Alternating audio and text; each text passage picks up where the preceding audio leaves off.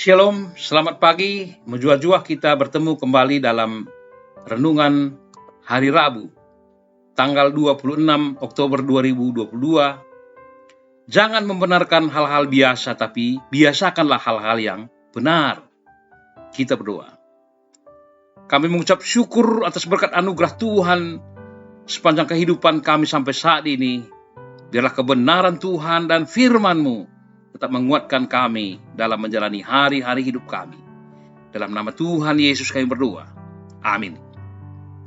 Firman Tuhan Ayub 42 ayat 5. Hanya dari kata orang saja aku mendengar tentang Engkau, tetapi sekarang mataku sendiri memandang Engkau. Saudara, dalam nama Tuhan, ketika mengalami permasalahan dan pergumulan, pertanyaan yang sering muncul dalam hati dan pikiran kita adalah, mengapa Tuhan izinkan semua itu terjadi dalam hidup kita? Mengapa Tuhan tidak menjaga dan mencegah semua masalah itu sampai terjadi?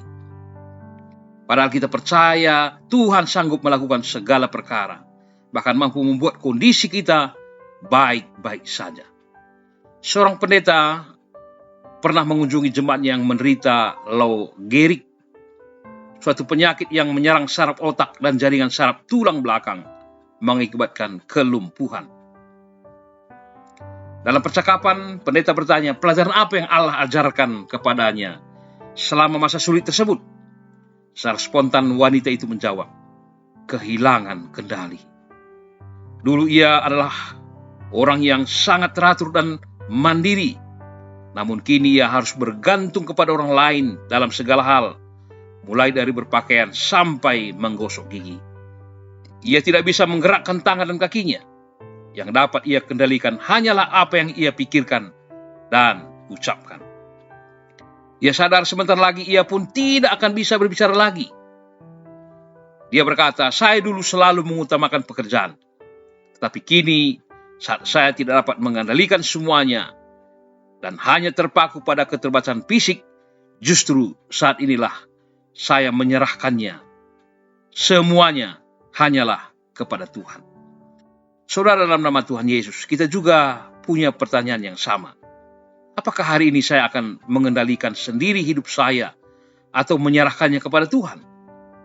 Hidup yang hanya memenuhi keinginan diri sendiri sama artinya dengan membiarkan diri dikendalikan oleh keinginan nafsu dosa. Paulus berkata, hidup yang demikian akan membawa kita kepada kematian. Tetapi keinginan roh adalah hidup dan damai sejahtera. Kelak kita pun kehilangan kendali atas hidup kita, yakni saat kita bertambah tua. Menyerahkan kendali kepada Allah adalah pilihan yang bisa kita buat setiap hari.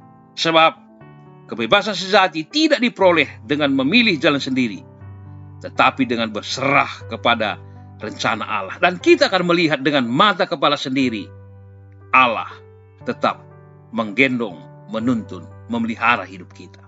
Namun kita harus percaya bahwa semua pengalaman pahit dan penuh duka membawa kita kepada sebuah kondisi yang lebih baik. Ketika kita tetap yakin dan percaya walaupun di tengah pergumulan yang dialami, saat itulah kita menjadi orang-orang yang semakin bertumbuh dan mengenal Allah.